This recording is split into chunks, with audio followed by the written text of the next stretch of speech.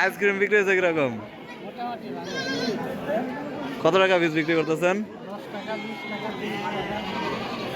তা আমাদের দুইটা দেওয়া যাবো না? 150 টাকার তো নাই।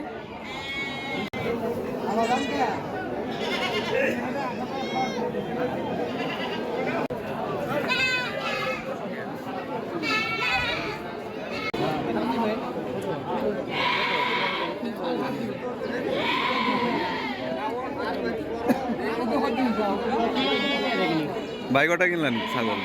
ছাগল কি কিনতে আসছেন না বিক্রি করতে? ও, নিজের বাড়ির? কয়টা নিয়ে আসছিলেন? কত টাকা দাম হয়েছে? দাম কিরকম আজকে, কম না বেশি? দাম কম।